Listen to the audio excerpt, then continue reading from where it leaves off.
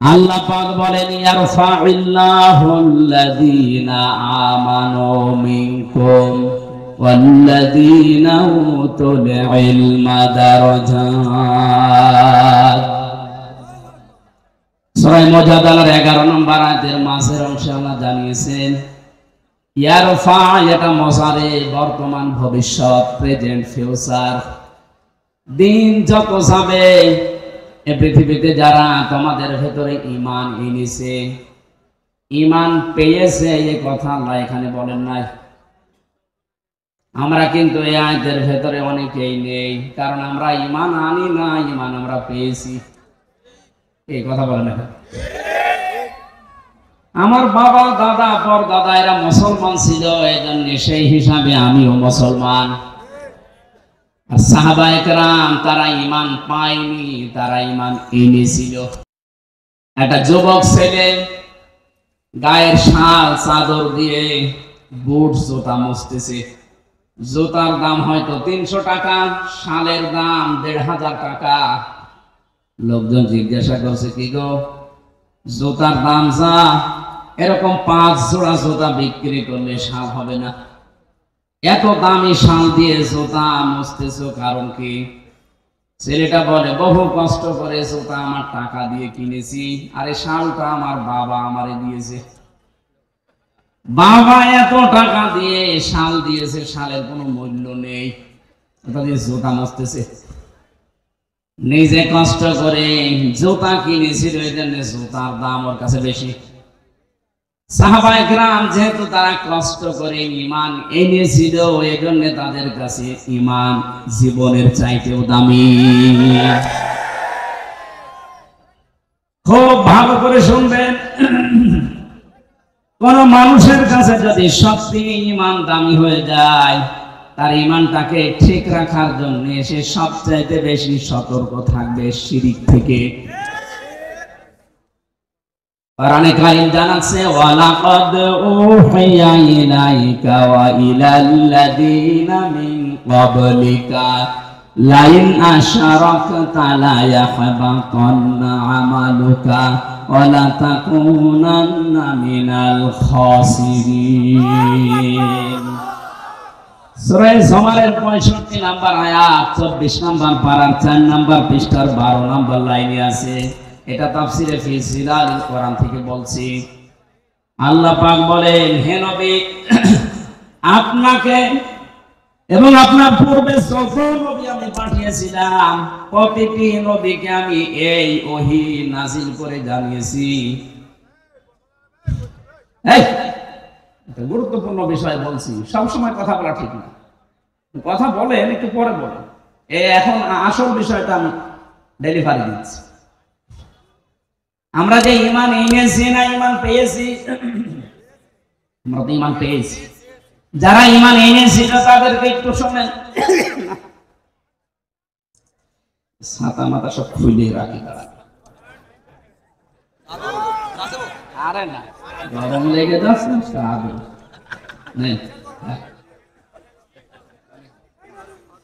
মানে জালেমের ছেলে থেকে শরীর তো আর কিছু নেই, ভেতরে একেবারে মাল মশলা কিছু নেই।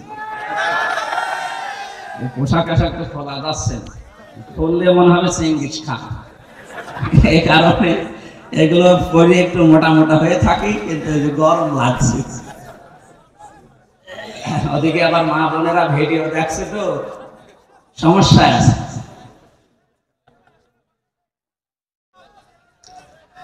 আমার ভাইরা, ওয়ালাকাদ উহিয়া ইলাইকা, অবশ্যই আমি ওহী নাযিল করেছি হে নবী আপনার প্রতি, ওয়া ইলাল্লাযীনা মিন ক্বাবলিকা, এবং আপনার পূর্বে যত নবী রাসূল এই দুনিয়াতে পাঠিয়েছি প্রত্যেকের প্রতি এই ওহী ছিল।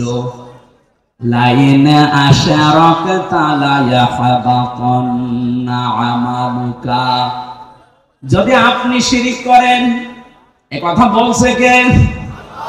কাকে বলছে? রাসূলুল্লাহকে। বলেন বলেন, এই কথা রসুল টের পাচ্ছেন, আমাকে বলেন নাই। আল্লাহ পাক বলেন, হে নবী, লাইন আশরাকতা, আপনি যদি শিরিক করেন, নবীজি শিরিক করতে পারে এরকম কোন ধারণা আমাদের আছে? এই ধারণাও আমরা করি না, অথচ আল্লাহ নবীজির মাধ্যমে আমাদেরকে শিক্ষা দিতে চান। লাইন আশরাকতা, যদি শিরিক করেন আপনি, লা ইয়াহবাতান্না আমালুকা। লামে তাকিদ নুনে সাকিলা, আল্লাহ গ্যারান্টি দিয়ে জানিয়েছেন, হ্যাঁ নবী আপনার আমল আমি কিন্তু রাখবো না, নষ্ট করে দেব। এতটুকু আল্লাহ শেষ করেননি, ওয়ালা তাকুনান্না মিনাল খাসিরিন। এইটাও লামে তাকিদ নুনে সাকিলা, আল্লাহ যদি গ্যারান্টি দেয় এটা আলতো ফালতো না। এর ভেতরে অনেক ওজন আছে আল্লাহর কথায়। আল্লাহ বলেন শুধু আপনার আমল আমি নষ্ট করে দেব তা না, আমি আল্লাহ গ্যারান্টি দিয়ে বলছি আপনি ক্ষতিগ্রস্ত হয়ে যাবেন। যেটা থাকলে ঈমানও থাকে না তার নাম শিরিক। তার নাম কি? এই শিরিক থেকে যদি আপনি না বাঁচতে পারেন, যদিও নবীজিকে আল্লাহ উদ্দেশ্য করেছেন তা দিয়ে, কিন্তু এটা কিয়ামত পর্যন্ত যারা আমরা আসবো সবার জন্য প্রযোজ্য। যাই করেন তাই করেন, শিরিক করবেন না। শিরিক করলে আপনার পেছনের আমল একটাও আল্লাহ রাখবে না, আর আপনি মাস্ট বি ক্ষতিগ্রস্ত হয়ে যাবেন। আমার এই চর্মচক দিয়ে কোরআনে কারীম যতটুকু পড়েছি বুঝেছি অনুধাবন করেছি, আমি বাংলাদেশের সাথে মিলিয়ে দেখলাম এদেশে প্রকাশ্য মিলে প্রায় 44টার উপরে শিরিক চলছে। আমি এক কথায় জবাব দিচ্ছি, সবগুলো বলতে গেলে আমার আয়াতে যাওয়া হবে না, এই জন্য আমি মেন কথাটা বলছি। আল্লাহ যেটা পারে ওইটা অন্য কেউ পারে, এই বিশ্বাস করার নাম শিরিক। কথা বলেন না। এবার আসেন তো বাংলাদেশের সাথে মিলাই। এদেশে বহু মানুষ এমন আছে আল্লাহ যেটা পারে এটা অন্য কেউ পারে বিশ্বাস করে না? আন্নাল কুওয়াতা লিল্লাহি জামিআ, সূরা বাকারার আয়াত 2 নাম্বার পারার 4 নাম্বার পৃষ্ঠা 3 নাম্বার লাইনে আছে, মাঝের অংশে আছে আন্নাল কুওয়াতা লিল্লাহি জামিআ। সব ক্ষমতার উৎসকে আর জোরে অন্য দলে যারা আছেন, অন্য মতে যারা আছেন, আমি আপনাকে চিনি না, নামও জানি না, তারপরও বাঁচার জন্য বলছি। বাংলাদেশে বহু দলের লোক আছে এখনো বিশ্বাস করে ক্ষমতার উৎস জনগণ। এটা এই আয়াত অনুযায়ী শিরিক। শিরিক যারা করবে তারা মুশরিক। এই কথা বলছেন কেন? মুশরিক যারা তাদের জন্য জাহান্নাম ওয়াজিব, জান্নাত হারাম। এটা তো আমি বানালাম। ইন্নাহু মান ইউশরিক বিল্লাহি ফাকাদ হারামাল্লাহু আলাইহিল জান্নাহ ওয়া মাআওয়াহুন নার ওয়া মা লিয-যালিমিনা মিন আনসার। সূরা মাইদার ভেতরে আল্লাহ জানিয়েছেন, কেউ যদি সত্যি আল্লাহর সাথে শিরিক করে, এই শিরিক কাকে বলে এক কথা বলি নাই কি? আল্লাহ যেটা পারে ওইটা অন্য কেউ পারে বিশ্বাস করার নাম। আরো জোরে বলে বিশ্বাস করার নাম শিরিক। যারা করে তারা আরো জোরে বলেন মুশরিক। মারা গেলেই বিনা হিসাবে বিনা বিচারে যাবে জাহান্নামে। জান্নাত হারাম, জাহান্নাম ওয়াজিব। আল্লাহ যদি এতটুকু শেষ করে দিতেন আয়াত আমি পড়তাম না, পরেরটা আরো কঠিন।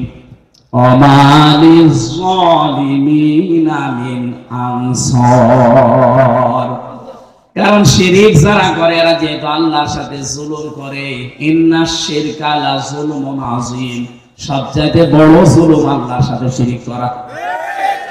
এই জুলুম যারা করবে তারা মরণের পর থেকে আল্লাহর সাহায্য থেকে বঞ্চিত। কেউ সাহায্য করলে আল্লাহ কবুল করবেন না। যেহেতু আমাদের দেশে 96% মুসলমান, এই দেশের জন্য শুধু এটা না, এটা রেকর্ড হচ্ছে। আমার এই আলোচনাগুলো বাংলাদেশের চাইতে বেশি চলে ভারতের, কলকাতার, আসামে। আমি এই দুই রাজ্যে যত জায়গায় গেছি দেখি চার দোকানে বসে বসে শুনতেছে এই জন্য ওদেরকেও সতর্ক করছি, কারণ ওরা আমার আল্লাহর বান্দা। ওরা বুঝে হোক না বুঝে হোক শিরিক করে জাহান্নামে যাবে। খুব সাবধান। বাংলাদেশে অনেক মানুষ এমন আছে, আমি দেখতে পাচ্ছি, এই কথা এখন বিশ্বাস করেন যে ক্ষমতার উৎস জনগণ। এক্ষুনি বিশ্বাস পাল্টাতে হবে। এই কথা বলে রাখেন। আপনি যদি কিছু নিয়ে যেতে না পারেন, এরা 10টা 10:30 পর্যন্ত জেগে আছেন কোন কারণে? আপনি কি রূপ দেখাতে এসেছেন যে আমার মতো চেহারার কারণে? এই যে দেখে যান, আপনার চাইতে বহু সুন্দরী মানুষ এখনো পর্যন্ত কবরে পড়ে আছে। এনা চেহারা দেখার জন্য আমার আপনার কেউ আসে না, এসেছে কিছু নেওয়ার জন্য। আরে বিশাল আয়োজনে লক্ষ লক্ষ টাকা খরচ, 5টা মানুষ যদি শিরিক থেকে বাঁচতেই না পারে, ছাতা দিয়ে লাভ কি?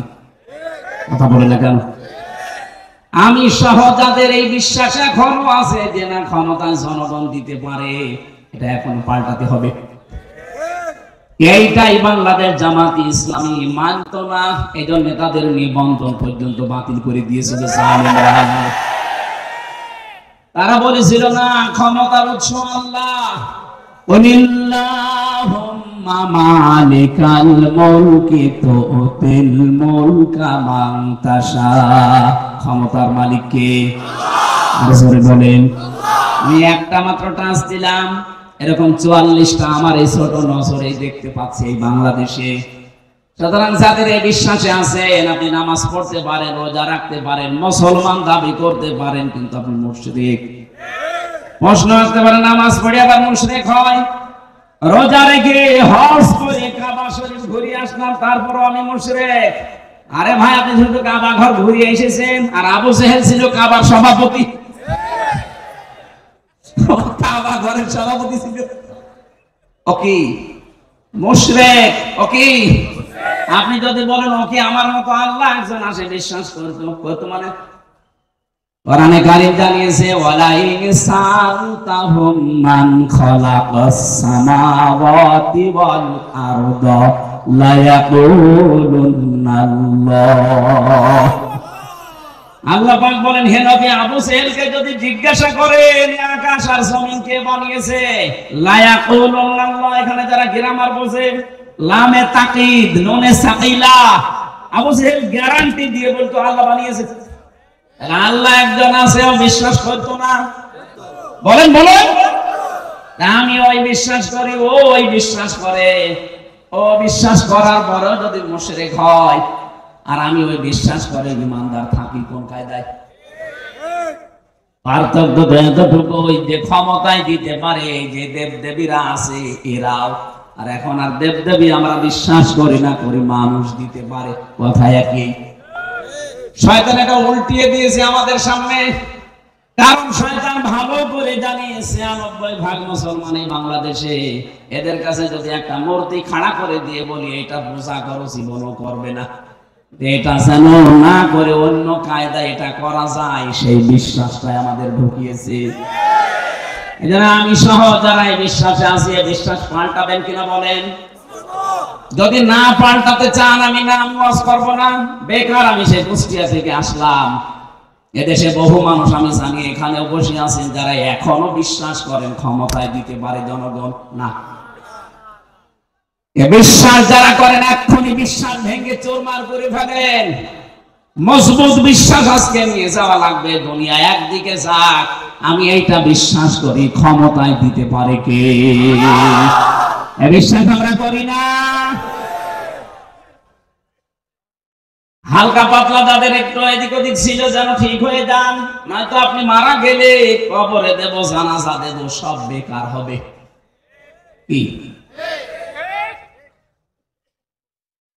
আমি যে কথা বলতে চাচ্ছিলাম এতক্ষণ পর্যন্ত, ঈমান অন্তত যারা আমরা এনে ফেলেছি, আমাদের ঈমান যেন নষ্ট হয়ে না যায়। ঈমান নষ্ট হয় প্রথম কারণ কি?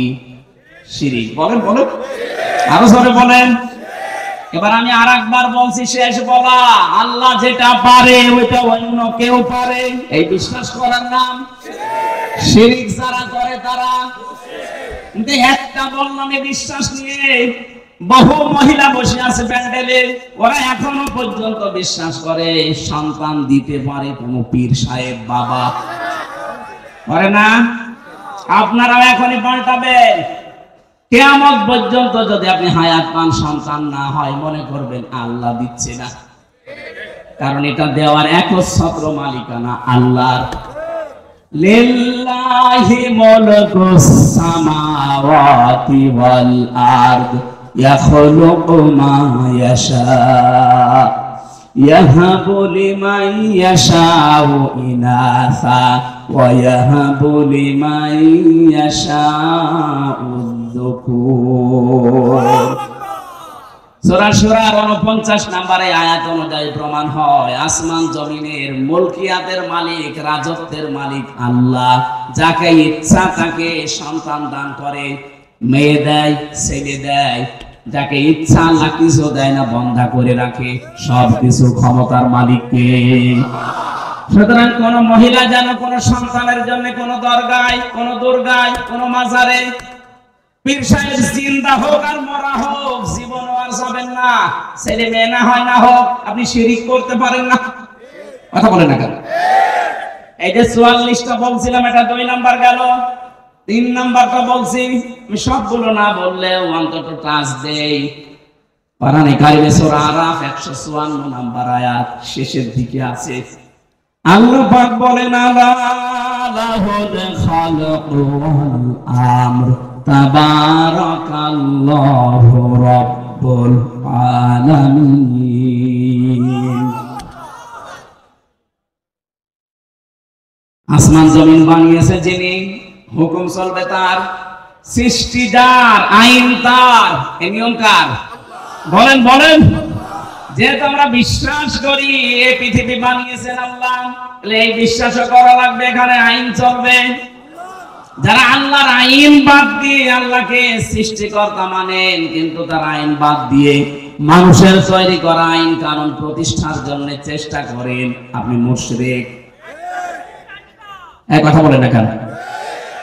এদেশে এখন আপনি মেলার 3 নাম্বারটা নিয়ে এদেশে আমার মনে হয় এখন ভরি ভরি লোক পাবেন। ওকে জিজ্ঞাসা করবেন সৃষ্টিকর্তাকে, আল্লাহর নাম বলবে, আইন যে চলবে ওই আল্লাহর, এটা বলতে গেলে তখন বলে হুজুর এটা রাজনীতি, এটা দুনিয়ার কাজ। আপনি নির্ভেজাল টাটকা মুশরিক। কারণ সৃষ্টি যার, আইন চলবে তার, এইটাই ফাইনাল। কথা বলেন না কেন? যারা আল্লাহর আইনের বিপরীতে নতুন কোন আইন বানাতে চায়, কোরআনে কারীম সূরা আলে ইমরান 154 নাম্বার আয়াত, এটা মাঝের অংশে আছে। ইয়াকুলুনা হাল্লানা মিনাল আমরি মিন শাইইন কুল ইন্নাল আমরা কুল্লাহু লিল্লাহ। এ নবী, ওরা যদি জিজ্ঞাসা করে যে আইন তৈরি করার ক্ষমতা পাওয়ার কোন অধিকার আমাদের আছে, আপনি ডাইরেক্ট ফতোয়া দেন না। আইন তৈরি করতে পারে শুধুমাত্র কে? আরো জোরে। এটাকে আমি বানালাম, এটা বললাম কেন? বাংলাদেশে এখন সংশোধন চলছে, সংস্কার চলছে, বিশেষ করে আমাদের সংবিধান। কথা বোঝে? এই ঝড়ে যদি কিছু করে নিতে না পারেন, আবার 50 বছর পিছিয়ে যাবেন। এমনিতেই তো 53 বছর আমরা পিছিয়ে আছি। কথা বলেন ঠিক কিনা? মানুষ নামে কলঙ্ক কিছু মানুষ নিজেরা আইন বানিয়ে আমাদের উপরে সংবিধান আকারে চালিয়ে দিয়েছিল। আল্লাহ পাক 1500 বছর আগে মানব জাতির জন্য একটা সংবিধান দিয়েছেন। সূরা ফুরকান, ফুরকান মানে সংবিধান। ফুরকান মানে কি? এখানে 54টা 74টা আয়াত আছে, 73টা ধারা আছে। আল্লাহ পাক বলেন মুসলমান দেশের আমি আল্লাহর গোলাম যারা দাবি করবে তাদের এই 73টা ধারা দিয়ে যদি সংবিধান বানানো হয়, ওই জায়গাটা আমি আল্লাহ মিনি জান্নাত বানিয়ে দেব। এই 73 বছরে 53 বছরে 73টা ধারা আমরা আজও পাইনি। সত্যি যদি পেতাম, আল্লাহর কসম, আল্লাহর গ্যারান্টি মিথ্যা হতো না। কথা বলেন না কেন? এই গ্যারান্টি কে পর্যন্ত থাকবেন আমরা দেখতে চাই। যেহেতু এখন সংস্কার আরম্ভ হয়ে গেছে, সংশোধন চলছে, বাংলাদেশে ৯৬% মুসলমান। এই দেশে আমরা সংবিধান হিসাবে আল্লাহর কোরআনকে দেখতে চাই, আর কিছু চাই না। কারা রাজি আছেন দেখি? লিল্লাহি তাকবীর। না,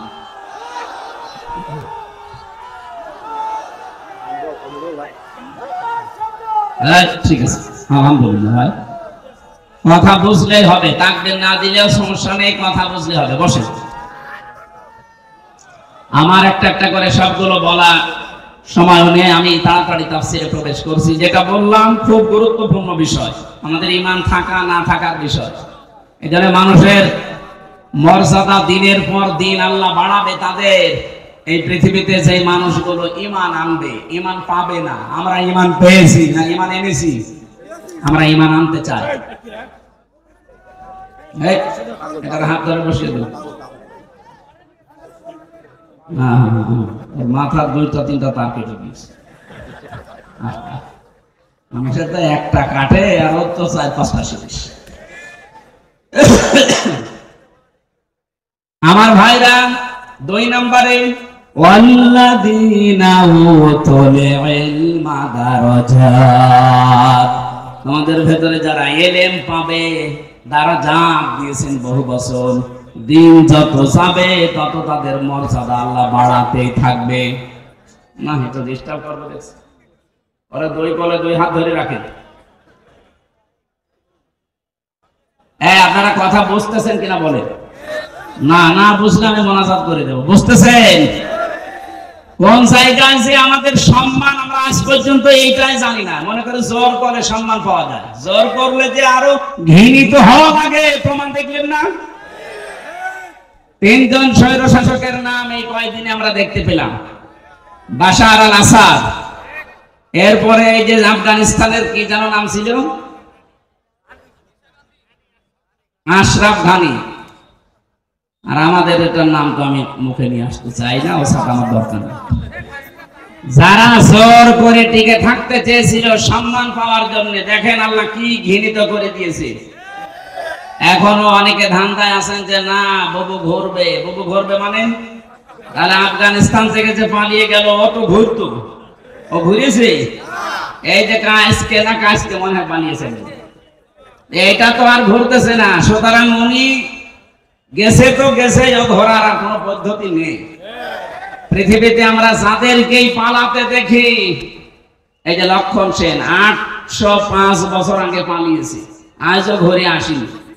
হয়তো পুড়িয়ে ফেলেছে, নাই কুকুর শিকালের খাবার হয়েছে। এই জন্য যারা পালিয়ে যায় ওদের ভেতরে সৎ সাহস নেই, এই জন্যই পালায়। ওরা যে ঘুরে আসবে কোন মুখে আসবে? সেদিন সিলেট মৌলভী বাজার থেকে ওরা আমারে দিয়ে গেল মাহফিল ধরার জন্য হেলিকপ্টারে। এই পাশে যে হুক থাকে, পাইলটকে বলছিলাম যে ভাই এই যে হালকা হুক দেওয়া, এ আবার পড়ে যাব না তো? বলছে ওখানে হাত দিয়ে, হাত দিলে যদি খুলে যায় তাহলে আপনি কিন্তু পড়ে যাবেন। তখন আমরা ব্রাহ্মণবাড়িয়া পার হচ্ছি, মনে মনে ভাবছিলাম আল্লাহ ২ বোন পালিয়ে গেল, একটু খুলে যেতে পারল না। যদি একটু খুলে যেত, কার সামনে যে পড়তো, পিটিয়ে মেরে ফেলতো জনগণ। কথা বলে না কেন? ওই সময় মনে মনে ভাবছিল না আমারটা তো না খোলে, অন্তত ওরা ২ বোনের যদি একটু খুলে যেত। এই জন্য জোর করে সম্মান পাওয়া যায় না। সম্মান আল্লাহ রেখেছে ঈমানের ভেতরে, শিরিক মুক্ত ঈমান, শিরিক মুক্ত আর বেদাত মুক্ত আমল। ২ নম্বরে যাদের এলেম আছে। এখন প্রশ্ন আসতে পারে, অনেক জ্ঞানী মানুষ, এলেমওয়ালা মানুষ ছিল, কিন্তু তাদের তো এখন মানুষ সম্মান দিচ্ছে না। এই বাংলাদেশের রুহুল আমিন বলে যে ছিল খতিব, এখন তার সম্মান আছে? ফরিদউদ্দিন মাসুদ এলেম ছিল, কিন্তু এলেমের উপরে আমল ছিল না, এজন্য আল্লাহ ঘৃণিত বানিয়ে দিয়েছে। জোর করে ইমামতি করার জন্য আবার গিয়েছিল, জুতা দিয়ে পিটিয়েছে। পরের দিন আবার স্ট্যাটাস দিয়েছে, জুতা আমাকে মেরেছে কিন্তু আমার গায়ে লাগে। শয়তান!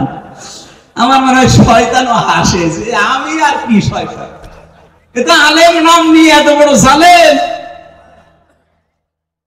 পৃথিবীর 6 জন মানুষের তালিকা আপনারা জানেন, যাদের নাম আপনি ফাঁস দেন। গণহত্যার তালিকায় যাদের নাম আছে তার ভেতরে যারা পালিয়েছে ওনাদের 1 নম্বরে নাম আছে, একজনের নাম আছে, একজন। ওখানে হিটলারের নাম পাবেন, চেঙ্গিস খানের নাম পাবেন, যার কাছে পালিয়ে গেছে ওনার নামও আছে, যে গেছে তার নাম আছে, আর বাকি 2 জনের নাম আমি বলবো না।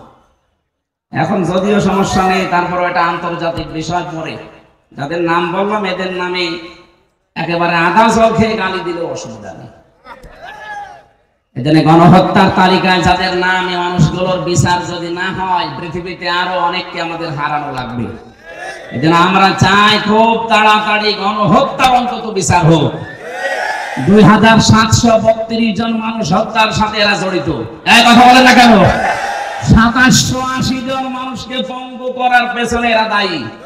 কারো আজ হাত নেই, কারো পা নেই, চোখ নেই, অন্ডকোষ উড়ে গেছে। এরকম বহু মানুষ তাদের পরিবারের আজ বোঝা হয়ে আছে। এই বোঝা গেল যারা দিয়ে গেল, ওরা কিন্তু না দিলেও পারতো। পালিয়ে যখন যাবে তখন আপনি এই কাজ করে গেলেন কেন? কথা বলেন না কেন? আর আপনার এত মহব্বত ভালোবাসাতে আগে থেকে জনগণকে বলতে পারেননি যে আমি পালিয়ে যাব। এখন ওই মানুষগুলো উল্টা আজকে 2 দিন দেখতে পাচ্ছি চট্টগ্রামের এই ফেনী চট্টগ্রামের মাঝে যে চিকন রাস্তা, ওরা খুব দুর্বিসন্ধি লাগিয়েছে। ডক্টর ইউনূস বলেছিল 7 সিস্টার ধ্বংস করে দেওয়া হবে, বিচ্ছিন্ন হয়ে যাবে। ওই দিন থেকে শুরু করে এই 2 দিন বেশি ওরা বলছে চট্টগ্রাম আমরা নিয়ে নেব। চট্টগ্রাম নিয়ে নেবেন কি? আমরা কি যৌতুক দিতে চেয়েছি আপনাকে? পালিয়ে যাওয়ার মেয়ে কিসে যৌতুক? মেয়ে তো পালিয়েই গেছে, ওরা তো আমরা মেনেই নেব না, বিয়েই মানি না। কথা বলে না কেন? চুরি করে বিয়ে করে আসে থাকেন, অসুবিধা নেই। পাশে তো একটা শালি পেয়েছেন ফিরি। আমরা চাই অন্তত বউ আর শালি 2 জন মিলে যদি আপনি একটু পকেট মারে, তারপরেও তো আমরা একটু ঋণ মুক্ত হতাম। বহু ঋণ হয়ে গেছে। এখন 1,20,000 টাকা এক একটা মানুষের মাথার উপরে ঋণ। ঋণটা দিয়ে গেলেন আপনি, না দিলেও পারতেন। এই জন্য আমরা চাচ্ছি জামাই হলেও মানি না, কারণ আমাদের তো জামাই হওয়ার জন্য মুসলমান হওয়া শর্ত। আর ওনার তো ফুল হাতা, না হাফ হাতা, ফুল হাতা, মুসলমানই দেয়নি। ময়কার দয়হস্যি এই লোকটা মুসলমানি দেওয়া আছে। মুসলমানি না দিলে কি ফুল হাতা না হাফ হাতা? ফুল হাতা। আমি জেলে যাওয়ার পরে যে কারারক্ষী জেলার ছিল, ও লোক যখনই ঢুকতো দেবদুলা বলছে ফুল হাতা আসতেছে। তার মানে আমি বুঝলাম যে লোকটার মনে হয় কাটা নেই। ওনারই যেহেতু আত্মীয় স্বজন বংশধর, ওই নামে তো মিলে যাচ্ছে দেবদুলাল। নাম শুনে বোঝা যাচ্ছে যে কি হবে। ওনারও যেহেতু ফুল হাতা, আর ফুল হাতা যারা একটু কৃপণ হয়, জামাই যাই হোক মানি না, তারপরও মেনে নেওয়া লাগছে। মেয়ে যখন পালিয়ে গেছে, তো এত কৃপণ হলে তো সম্ভব না। 2 জন মিলে 2 পকেট মারবে, এতে যা হয় হবে। টাকা দরকার আমাদের। কথা বলেন না কেন? এদেশ থেকে যারা বাইরের দেশে যায় দেখেন, তারা রেমিটেন্স যোদ্ধা টাকা পাঠায় প্রতি মাসে মাসে, আর 3 মাস 6-7 দিন হয়ে গেল একটা টাকাও পাঠায়। কি করছেন আপনারা? না, 7 সিস্টার কিন্তু থাকবে না যদি চট্টগ্রাম নিয়ে বেশি আমতা ঝামতা করে। এই জন্য চোখ বন্ধ করে থাকবে। এদেশের 1 ইঞ্চি মাটিও ছাড় দেওয়া হবে না ইনশাআল্লাহ। এটা আমাদের মায়ের মতো খাঁটি। এই কথা বলেন না কেন? পৃথিবীতে সবচেয়ে বেশি জীবনের ভয় মুশরিকদের। ওয়ালা তাজিদান্নাহুম আহরাসান নাসি আলা হায়াতি ওয়া মিনাল্লাযিনা আশরাকু ইয়াওয়াদ্দু আহাদুহুম লাউ ইউআম্মারু আলফা সানা। আল্লাহ পাক বলেন, হে নবী, জীবনের উপরে সবচেয়ে বেশি আহারাস, বেশি ভালোবাসা, মহব্বত, আসক্তি দেখতে পাবেন এই দুনিয়াতে মুশরিকদের। ওদেরকে যদি বলেন তোমরা 1000 বছর বেঁচে থাকবে, ওরা বলবে আরো বাঁচতে চাই। এই জন্য একটু বন্ধ করে দিয়েছি আমরা ওই দেশে যাওয়া আসা। ওরা দেখেন মরণের ভয় এখন অস্থির হয়ে পড়েছে। 2-1 দিন দেখছেন না দাদারা কি শুরু করেছে। এই জন্য কথা বলা এইটাই আমার শেষ। আবার কথা বলতে পারবো কিনা জানি না। যা বলছি অক্ষরে অক্ষরে পালন করা লাগবে। দুনিয়াতে যদি আপনি জ্ঞান অনুযায়ী সত্যি আমল করতে না পারেন, হয়তো সামনাসামনি দেখে আপনাকে অনেকে সম্মান করতে পারে, দিন যত যাবে আপনার সম্মান আল্লাহ একেবারে তলানিতে পৌঁছিয়ে দেবে। আল্লামা দেলাওয়ার হোসাইন সাইজি রহমতুল্লাহ আলাইহি শহীদ, এই লোকটা দুনিয়া থেকে বিদায় নিয়েছে, ঠিক দিন যত যাচ্ছে তার জন্য দোয়া বাড়তেছে। কথা বলেন না কেন? আর জালেম সেই কয়টা বিদায় নিলে কয়দিনে, ওরাও তো ছিল ক্ষমতায়, ওরা দিন যত যাচ্ছে মানুষের ঘৃণা তত বেশি হচ্ছে তাদের প্রতি। এখানে যারা এলেম অনুযায়ী আমল করেননি তারা আলেম না, তারা আল্লাহর কাছে জালেম। কোরআনে কারীম জানাচ্ছে সূরা বাকারা প্রথম নাম্বার পারার 20 নাম্বার পৃষ্ঠা 13 নাম্বার লাইনের 140 নাম্বার আয়াতের প্রথম অংশে আছে, অমান আযলামু মিম্মান কাতামা শাহাদাতান ইনদাহু মিনাল্লাহ। আল্লাহ পাক বলেন, তোমরা বড় জালেম দেখতে চাও, সব চাইতে বড় জালেম আমি আল্লাহর কাছে ওই লোকটা যাকে আমি আল্লাহ কোরআনের জ্ঞান দিয়েছিলাম, এটা জানার পর দুনিয়ার স্বার্থ পেয়ে গোপন করে দিয়েছে। ছোট জালেম না, আফজাল ইসলে তাফসিল আসলাম। সুতরাং এই দেশে 15.5 বছরে জালেমদের 5 গোলামি যারা করেছেন, এত বড় বড় জালেমদেরকে যারা কওমি জননী উপাধি দিয়েছেন, আল্লাহর কসম আপনি আল্লাহর কাছে আলেম না জালেম। তাও ছোট জালেম না বড় জালেম। এদের সম্মান দিন যাবে আরো কমতে থাকবে না বাড়বে? ইয়ার ফাঁকিয়েছেন আল্লাহ এই কারণে। এই জন্য যাদের নাম আমি জানি না, অনেকের জানি, সম্মান মর্যাদা কামনা করছি ঈমান এবং জ্ঞানের উপরে আমল করার কারণে।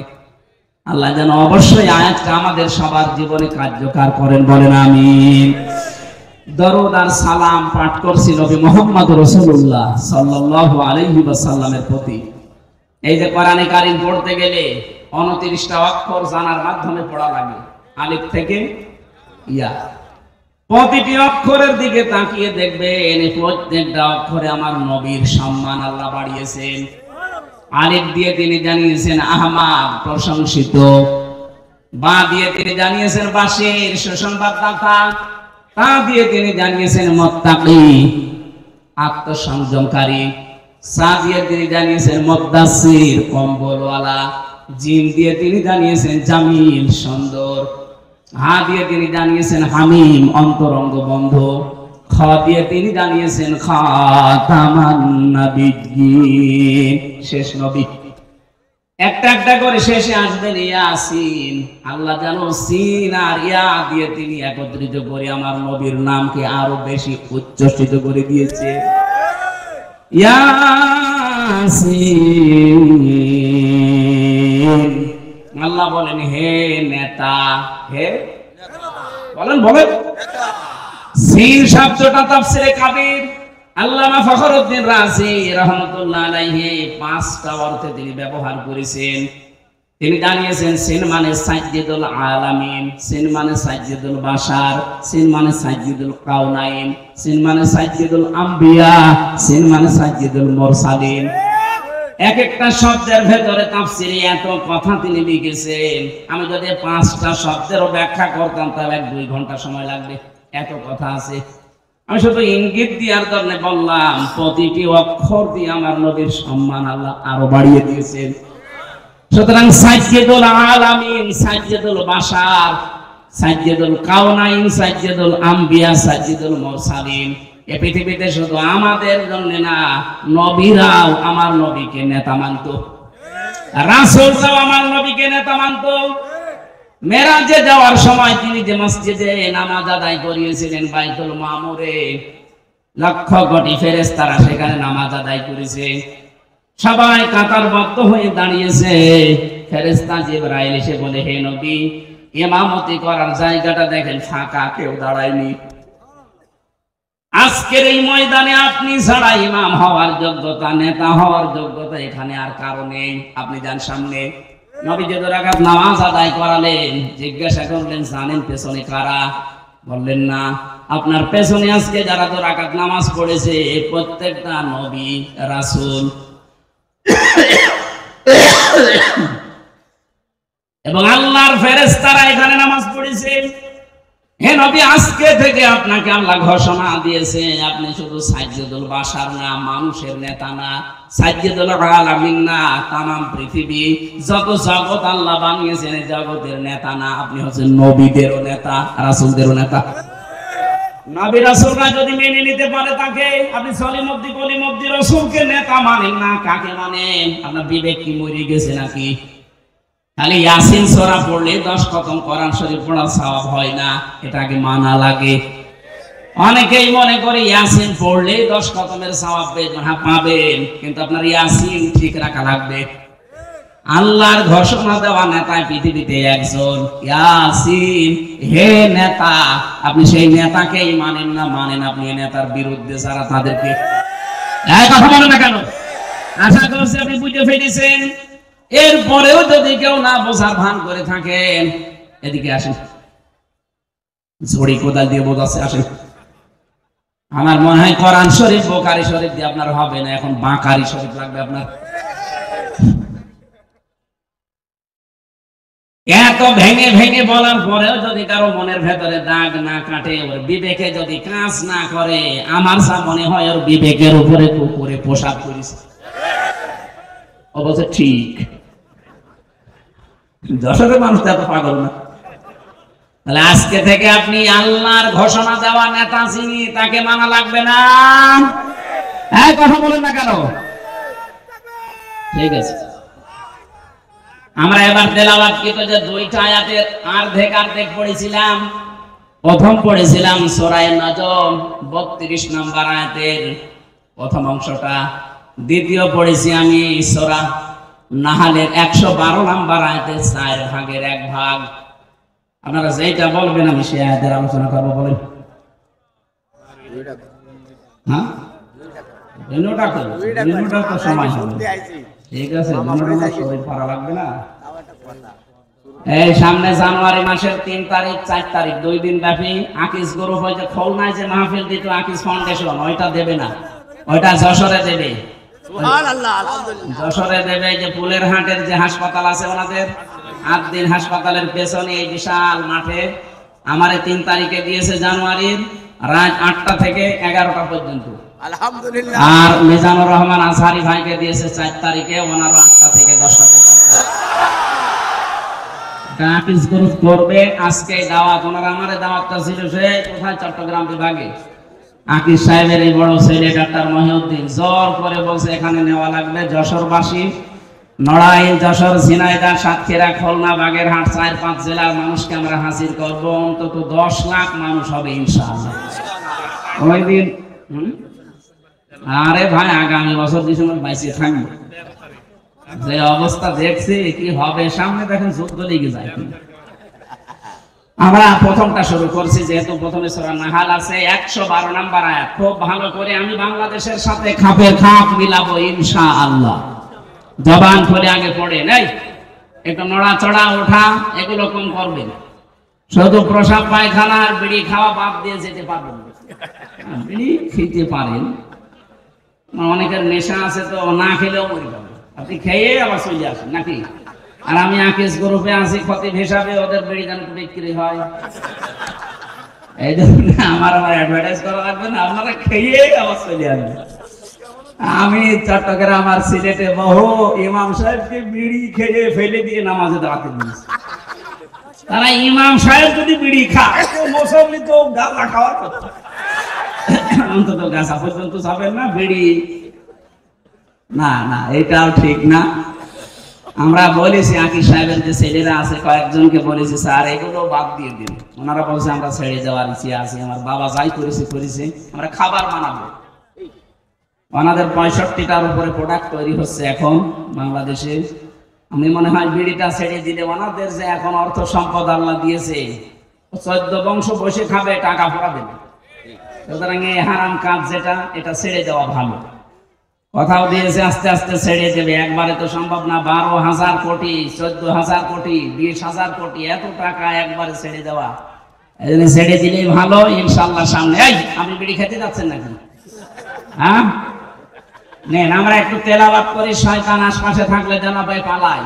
বলেন আউযু বিল্লাহি মিনাশ শাইতানির রাজীম বিসমিল্লাহির রহমানির রহিম وضرب الله مثلا قرية كانت آمنة مطمئنة এই পর্যন্ত থাক। সূরা নাহাল, কোন সূরা বললাম?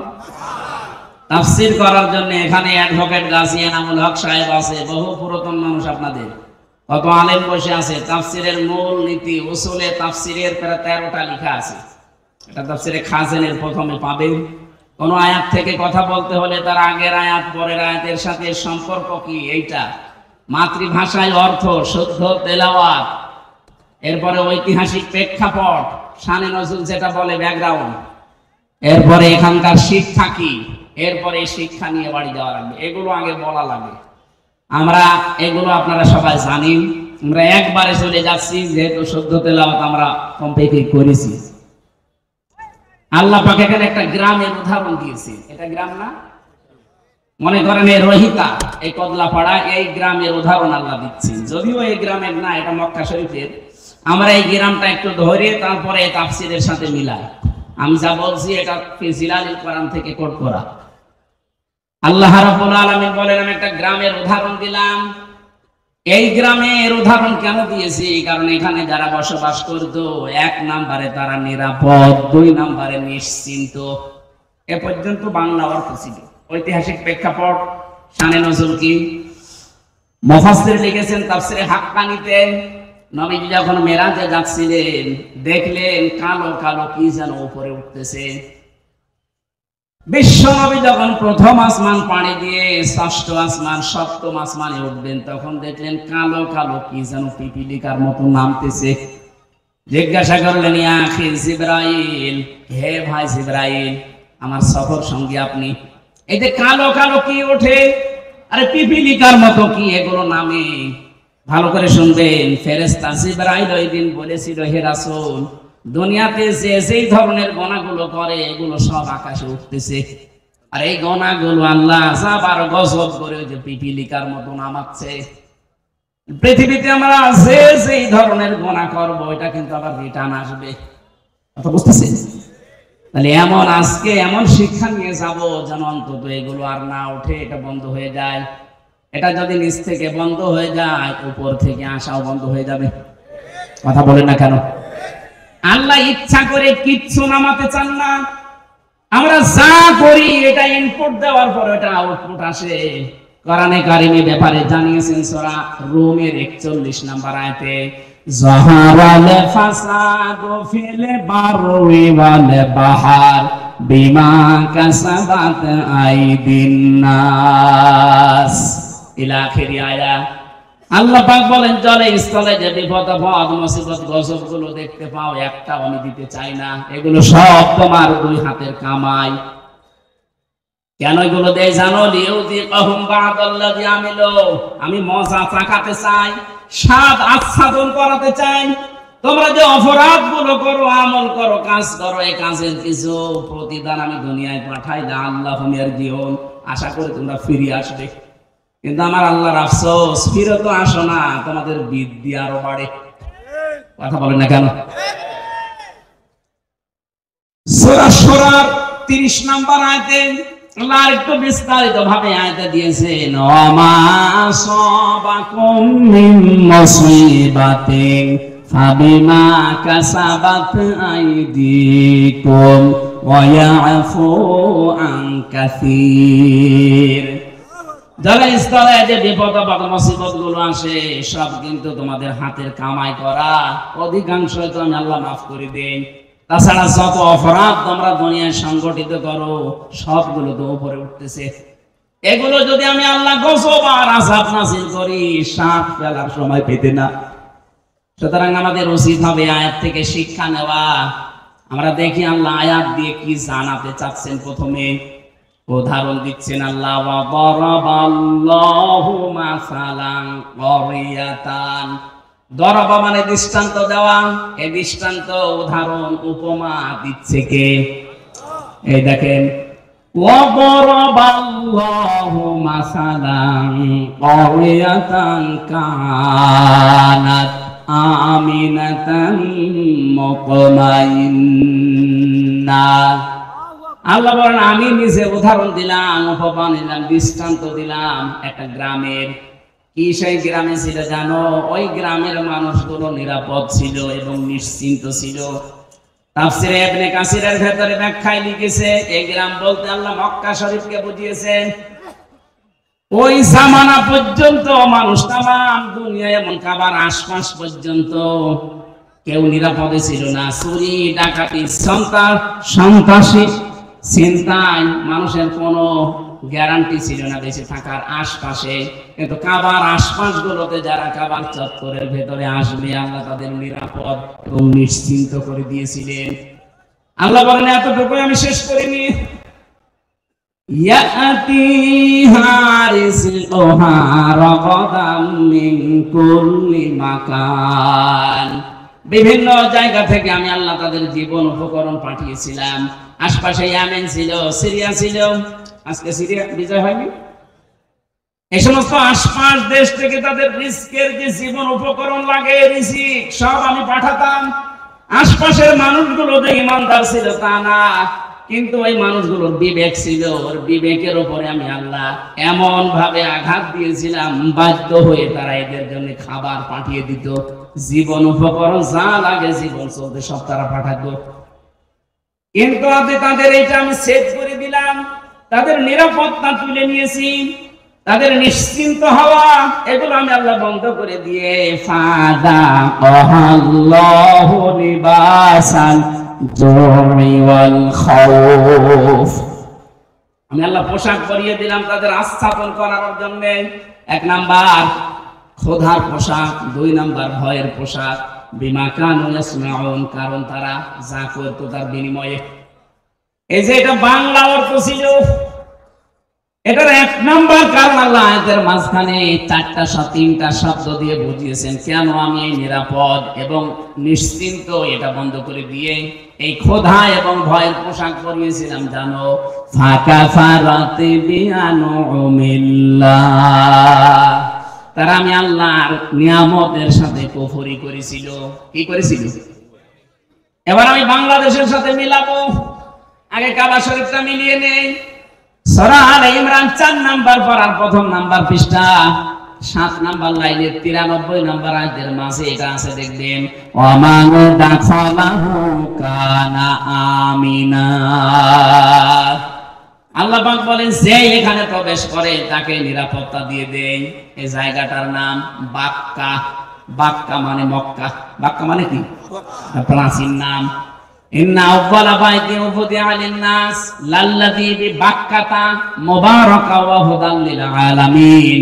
অবশ্যই পৃথিবীর প্রথম ঘর স্থাপিত হয়েছে যেটা সেটা বাক্কায়। এই বাক্কা মানে মক্কা। আল্লাহ পাক বলেন এখানে যারা প্রবেশ করে মানুষগুলো নিরাপত্তা পেয়ে যায়। এটা দেন কে?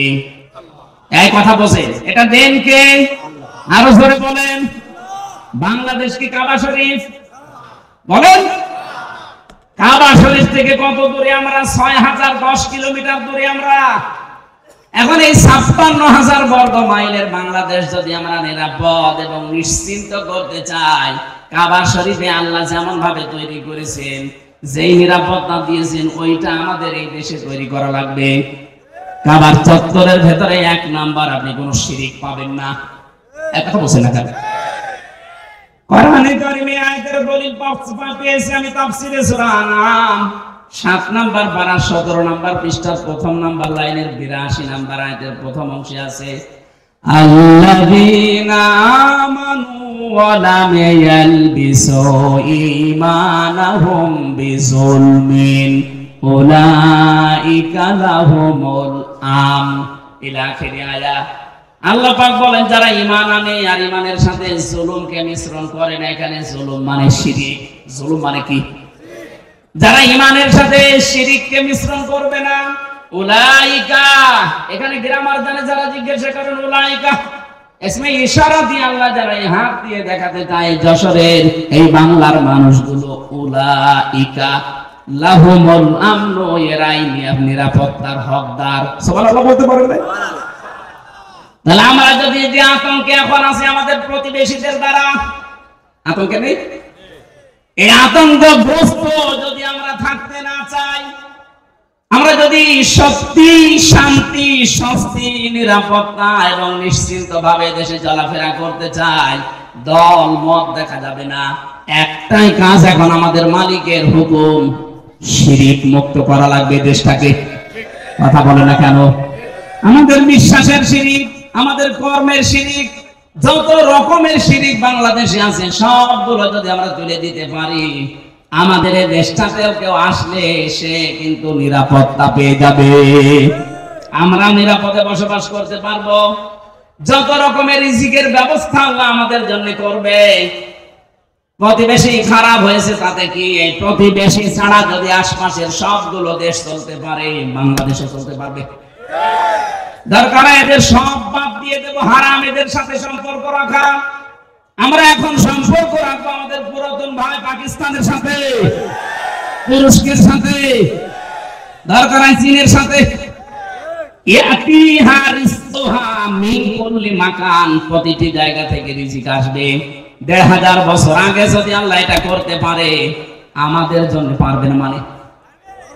আল্লাহ কি এখন মুরব্বী হয়ে গেছে? এক কথা বলে না কেন?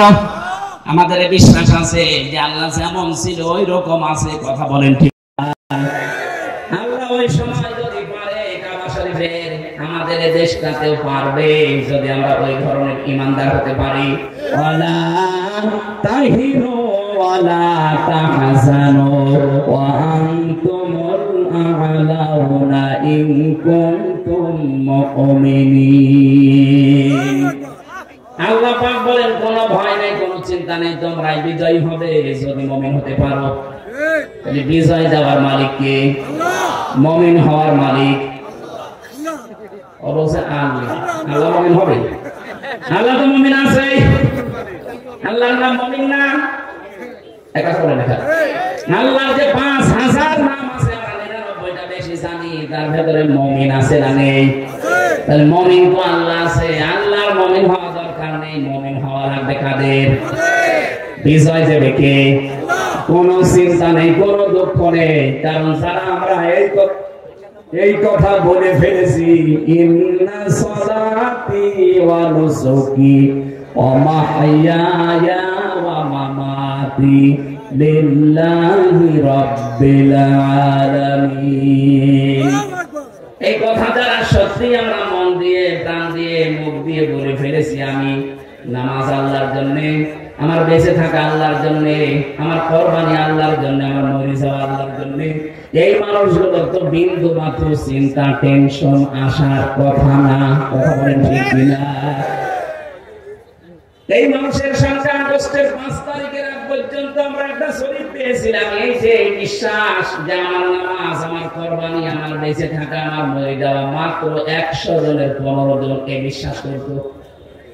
৩ মাস ১০ দিনের ব্যবধানে আমার আল্লাহ এমন একটা নিয়ামত আমাদের দিয়েছেন। এখন ১০০ জনের ৫৮ জন মানুষ চাইছে যে এই আয়াতটা আমাদের দেশে খাইয়ে দেব। ১৫ জন থেকে ৩ মাসে যদি ৫৮ জন হয়ে যায়, কিছুদিন যেতে দিন, এদেশের ১০০ জনের ১০০ জন মানুষ চাইবে এই দুনিয়া আল্লাহর বিধান কায়েম হোক। ওইটাই সফলতা। যত ষড়যন্ত্র হচ্ছে, কোন ফল কাটিতে পা দেবেন না, কোন উস্কানিতে পা দেবেন না, কিচ্ছু হয়নি দেশের। ওরা সাইফুল ইসলাম আলিফকে হত্যা করার মাধ্যমে একটা ইস্যু তৈরি করে অস্থিতিশীল পরিবেশ বানাতে চেয়েছিল। যখন দেখে যে না, এরা তো পা দেয় না, আবার একটা তৈরি করবে। যত কিছু হয়ে যায়, আমরা কিন্তু উহুদের ময়দানের মতো আছি। নবীজির কথা না মেনে উহুদের ময়দানে প্রথমে বিজয় হয়ে গেছে। কথা বিশ্বাস করে যারা গনিমতের মাল পোড়াতে গিয়েছে, তখনই কিন্তু আক্রমণ হয়েছে। কথা বলেন এখন? আমরা বিজয় পেয়েছি, কিন্তু নবীর হুকুম যেটা আছে, এই বিজয়কে ধরে রাখতে হলে আল্লাহর বিধানটা চালু করা লাগবে। আরো জোরে বলেন। এই ষড়যন্ত্র থামছে না, থামবে না। এখন যদি আমরা কেউ ঘাট, কেউ বাজার, কেউ নৌকা, কেউ লঞ্চ, কেউ ঘাট, কেউ ব্রিজ, এগুলো যদি এখন গনিমতের মাল মনে করে আরম্ভ করতে চায়, যারা কিন্তু বসে নেই। খালিদ বিন ওলীদের মতো নেতৃত্ব দিয়ে আমাদেরকে আবার লাশ বানিয়ে ফেলবে। একবার যদি এবার পিছিয়ে যান, এদেশে কিন্তু 50 বছর আর ইসলাম আসবে না। সময় সুযোগ আল্লাহ একটু তৈরি করে দিয়েছে। কোন সাথী যদি নিজেদেরকে পরিবর্তনের জন্য চেষ্টা না চালায়, আল্লাহর অত দায় পড়ে না, আল্লাহ জোর করে আপনাকে পরিবর্তন করে দেবে। ইন্নাল্লাহা লা ইউগাইয়িরু মা বিকাওমিন হাত্তা ইউগাইয়িরু মা বিআনফুসিহিম। অবশ্যই আল্লাহ কোন জাতির ভাগ্য পরিবর্তন করেন না যতক্ষণ তারা নিজেদের ভাগ্য নিজেরা পরিবর্তন করার চেষ্টা না করে। বাংলার মুসলমানেরা এটা কিন্তু রেকর্ড হচ্ছে, কালকে সারা দেশে যাবে। আমার সামনে শুধু এই 50,000 মানুষ না, এখন 18 কোটি মানুষ নিয়ে কথা বলছি। সাবধান, আমরা নিজেদেরকে পরিবর্তনের সময় আল্লাহ হাতে তুলে দিয়েছে। এইটাও যদি এবার আপনি মিস করেন, ভুল করেন, বিশ্বাস করেন 53 বছর না 153 বছর পেছিয়ে যাওয়া লাগবে। রিস্কে নিয়ে কোনো চিন্তা নেই। ওরা যদি ভয় দেখায় যে রিসিভ বন্ধ করে দেব, আমাদের আমদানি রপ্তানি যাক। ওর পাশে মায়ানমার আছে, ওর পাশে মালদ্বীপ আছে, ভুটান আছে, পাকিস্তান আছে, চীন আছে, আফগানিস্তান আছে, একটার সাথে ওদের সম্পর্ক বলো না। ওরা যদি ভারত ছাড়া চলতে পারে, বাংলাদেশ চলবে, কোনো অসুবিধা হবে না। কথা বলে ঠিক না? আমরা আপনার মতো মুশরিক না, আমাদের ভেতরে আর কিছু না থাক, ঈমান আছে। আরো জোরে যারা দায়িত্ব আছে, খুব দ্রুত তাড়াতাড়ি ব্যবসা বাণিজ্য যা আছে সব কাট করবেন। এগুলো সব পাকিস্তানের সাথে, তুরস্কের সাথে, চীনের সাথে আরম্ভ করেন, এমনিতে ভয় ভয় মরে যাবে। আমি তো 17, 18, 19, 20, 4 বছর ওখানে প্রায় 1.5 মাস 2 মাস করে থাকতাম, ওদের আচরণ দেখেছি। কোরআনের ওই আয়াতের সাথে সূরা বাকারার 100 ভাগ ওদের মিল আছে। ওরা সব চাইতে বেশি ভয় পায় মরণকে। এই কথা বলে না কেন? ওরা সব চাইতে বেশি ভয় পায় মরণকে। কথা কার? আরো জোরে। আর আমরা সব চাইতে বেশি ভালোবাসি মরণকে, কারণ আমরা জানি মরণের বিছানায় আছাড় খেয়ে পড়লে আমাদের একটা অবস্থান আছে। কি? সূরা নাহলে সূরার 32 নম্বর আয়াতে আছে, আল্লাযীনা তাতাওয়াফাহুমুল মালাইকাতু তাইয়্যিবিনা ইয়াকুলুনা সালামুন আলাইকুম উদখুলুল জান্নাতা বিমা কুনতুম তা'মালুন। যে মানুষগুলো এই পৃথিবীর ময়দানে মরণের বিছানায় আছাড় খেয়ে পড়বে, ফেরেশতারা দলে দলে আসতে থাকবে তার কাছে। তাইয়্যিবিন শব্দের শাব্দিক অর্থ শুধু পবিত্রতা না, এটা শুধু পোশাকের পবিত্রতা না, শুধু দেহের পবিত্রতা না, চিন্তা চেতনার পবিত্রতা, আমাদের বিশ্বাসের পবিত্রতা। যেহেতু ওদের বিশ্বাসে শিরক আর আমাদের বিশ্বাসে ঈমান, এক কথা বলি না। সুতরাং আমাদের যে পবিত্রতা আছে বিশ্বাসে, এই বিশ্বাস নিয়ে যখন আপনি পড়বেন মরণের বিছানায়, ফেরেশতারা এসে বলবে সালাম, শান্তি, উদখুলুল জান্নাহ, প্রবেশ করো ওই জান্নাতে। আর ওরা মরণের সঙ্গে সঙ্গে দেখতে পাবে মাওয়াহুন নার, আগুন। কি এখানে এত ভয় পায়? আমরা যারা ইমানদার, যারা পবিত্র ইমানদার, এই মানুষগুলো মরণের সঙ্গে সঙ্গে আমরা দেখতে পাবো জান্নাত। ফেরেশতারা এসে বলবে প্রবেশ করো, উদখুলুল জান্নাতা বিমা কুনতুম তা'মালুন। দুনিয়ায় যা কাজ করেছো তার পুরস্কার হিসাবে আল্লাহ তোমাদেরকে এই বাগান দেখাচ্ছে। জোরে বলেন আমিন। আসল জীবনের সফলতা তো এটাই। আপনি 41 সাল পর্যন্ত ক্ষমতায় থেকে কি করতেন যদি জাহান্নামে যাওয়া লাগে? কথা বলেন কেন? আমরা 41 সাল না 41 সেকেন্ড বাঁচতে চাই, কিন্তু আমরা চাই আমাদেরকে আল্লাহ জান্নাতি বলে ঘোষণা দিক।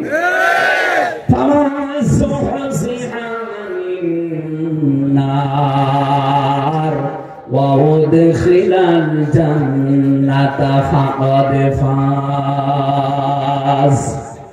আল্লাহ পাক বলেন দুনিয়ার জীবন আসল জীবন না, ওই লোকটাই তো সফল যাকে আমি আল্লাহ জাহান্নাম থেকে মুক্ত করে জান্নাতি বলে ঘোষণা দিয়ে দিয়েছি। আপনি 41 সাল না 81 সাল পর্যন্ত যদি ক্ষমতা থাকে, মরণের পরে যদি ঘোষণা আসে জাহান্নামে যা, শুধু 81 সাল না, আমার মনে হয় 5000 বছর ক্ষমতায় থেকে তার জীবন ব্যর্থ।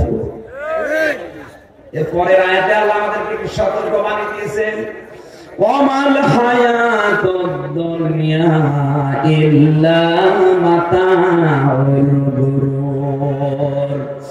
এই পৃথিবীবাসী, দুনিয়ার জীবনটা কিন্তু ধোঁকা। দুনিয়ার জীবন কি ধোঁকা? আর জোরে বলেন, এটা ধোঁকা।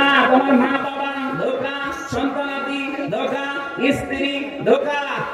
বিশ্বাস হয় না যাদের জন্য বৈধ অবৈধ নেই, বাবা শাহজালাল সব হালাল বলে উপায় করতেছ, কোটি কোটি টাকার সম্পদ রেখে যাচ্ছ, মারা যাও, মাত্র 100 বছর পরে তুমি ফিরে আসো, আমি গ্যারান্টি দিলাম 100 বছর পরে এই দশরে এসে এটা বিশাল বানা খালা বানিয়েছিল চাকলাদার সাহেব। 100 বছর পরে যদি চাকলাদার সাহেব এসে ওই যে কি জানো নাম, ওটা ওই হোটেলের সামনে এসে যদি বলে হোটেল আমি বানিয়েছিলাম, এটা আমার জমি, আমার মনে হয় 100 বছর পরে ওই জায়গায় অবশ্যই কেউ না কেউ বাস করবে। 100 বছর পরে যারা বাস করবে, শাইন চাকলাদার সাহেব না, যত বড় মাস্তান এসে বলো এটা আমার ছিল, দাঁত ফেলে দেবে। কিসের চাকলাদার আপনি? আপনার যদি থাকার জায়গা না থাকে, বাল বাড়ি পড়ে যে মসজিদ আছে, বারান্দায় থেকে রাত্রে কেটে পড়ে, এইটা হবে দুনিয়ার জীবনই। এইটা এটা কার জন্য আপনি কি করছেন? আল্লাহ ফাঁকা ফারাত বিয়ান অমিল্লা দিয়েছেন, আর আল্লাহর নিয়ামত গুলো দিয়েছিল, বিভিন্ন দিক থেকে আসছিল, কিন্তু ওরা কুফরি করেছিল, নাফরমানি করে ঢেকে ফেলেছিল। আর যারা বৈধ অবৈধ নেই, বিশাল কিছু তৈরি করে যাচ্ছেন। আরে ভাই, আমি নিজে তো আমার 3 পুরুষের পরে আর চিনি না। আমার বাবা রিয়াসউদ্দিন, তার বাবা জাহান আলী, তার বাবা নওয়াজ আলী, এরপরে সাদা আমার বাবা নাম। আমার মনে হয় এখন নওয়াজ আলীর বাবা সে কে ছিল সত্যি আমি জানি না। উনি যদি এখন এসে বলে হামজা এই বাড়ি, এই হারসা কুষ্টিয়া, এটা আমার বাড়ি, এই যে 2 তালা বাড়ি, এটা আমি বানিয়েছিলাম, ঢাক মুখ খুলে ফেলাবো। কিসের নওয়াজ আলীর বাবা আপনি? আমি তো নওয়াজ আলীর পরে কাউকে চিনি না, তার নামও জানি না। নওয়াজ আলী পর্যন্ত যদি আসতে পাও হতো একটা বছর আগে, অথচ লোকটা কিন্তু 60 বছর আগেও মারা যায়নি, 60 বছর আগেও সেই লোকটা মারা যায়নি, অথচ তারে আমি চিনি না।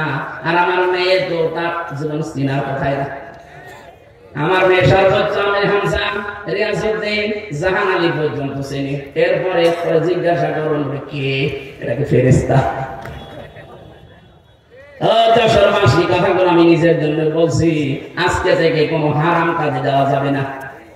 যারা দায়িত্বে ছিলেন 15 বছর আপনার জন্য, সূরা ইব্রাহিম, আলাম তারা ইলাল্লাযীনা বাদদালু নি'মাতাল্লাহি কুফরান ওয়া আহাল্লু কওমাহুম দারাল বাওয়ার জাহান্নামা ইয়াসলাউনাহা ওয়া বিইসাল করার।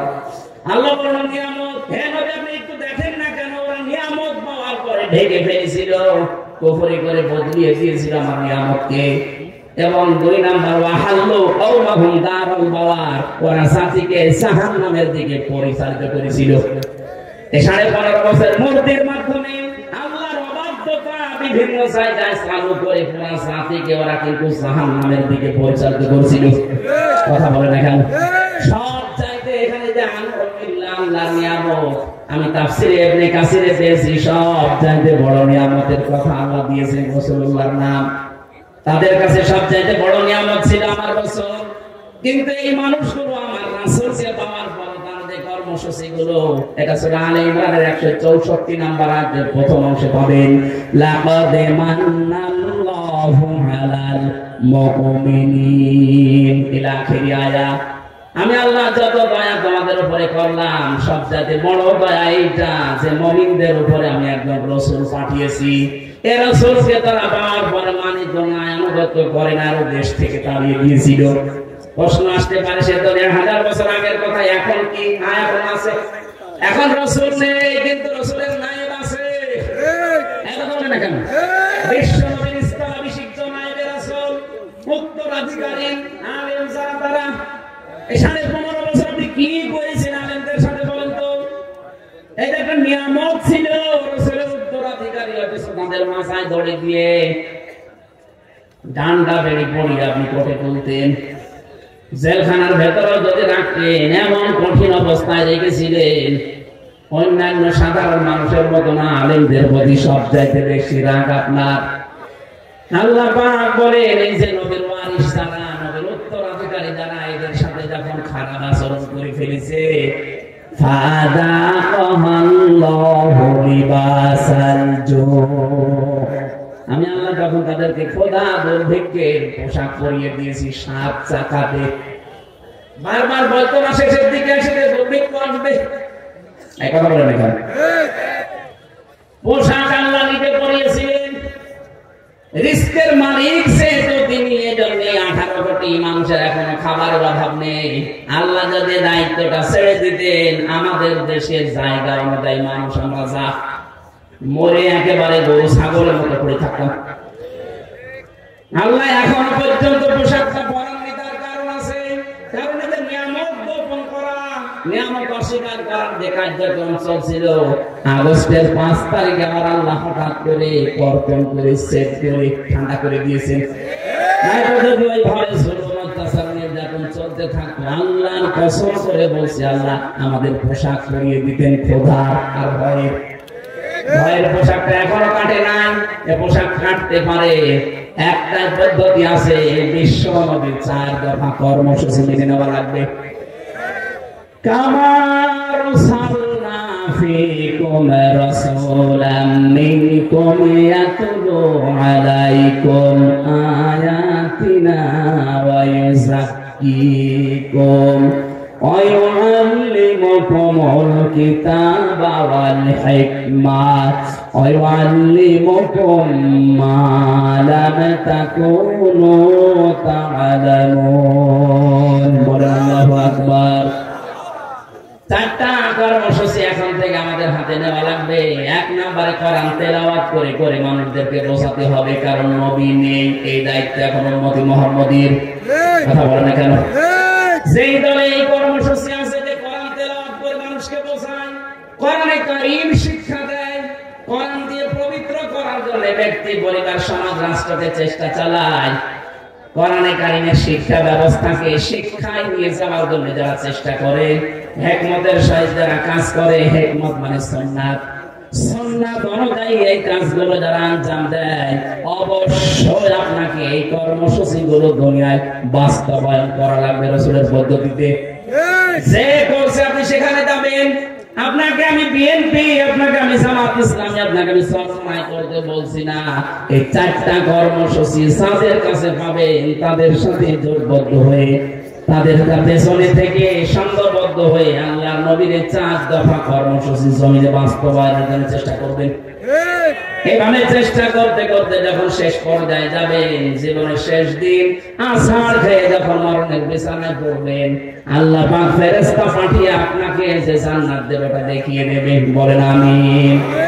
মা বোন যারা এসেছেন, আপনাদের জন্য ছোট্ট ওয়াজ আমারে, আপনার আদর্শ কিন্তু এই বলিউডের নায়িকারা না, বাংলাদেশের নায়িকারা না, আপনার আদর্শ হওয়া লাগবে হযরতে ফাতিমাতুজ জোহরা। কথা বলেন না কেন? হযরতে খাদিজাতুল কুবরা। এই পৃথিবীতে একজন মহিলাকে জীবিত অবস্থায় আল্লাহ সালাম দিয়েছিলেন স্বামীর খেদমত করার কারণে, তার নাম খাদিজাতুল কুবরা। আর অধিকাংশ মেয়েরা স্বামীর সম্মান, স্বামীর মর্যাদা বোঝে না। আপনি কি জানেন স্বামী কি? খালি বিছানায় থাকলে স্বামীরা এই যে মর্যাদা কত বেশি আল্লাহ দিয়েছে আপনার তুলনায়। নবীজি বলেন, মেয়েরা যদি আল্লাহ বাদে সেজদা দেওয়া জায়েজ থাকতো, মেয়েদের বলতাম স্বামী পায়ে সেজদা করো। অথচ সেই স্বামীর হুকুম আপনি মানেন না, ফোঁটা দেন, স্বামীর নাফরমানি করেন, কুফরি করেন। এমনকি অনেক মহিলা আছে স্বামীকে ধরে মারে। এক কথা বলছে না, বড় হাতে মায়ের খাওয়া মানুষ দেশে আছে না নেই?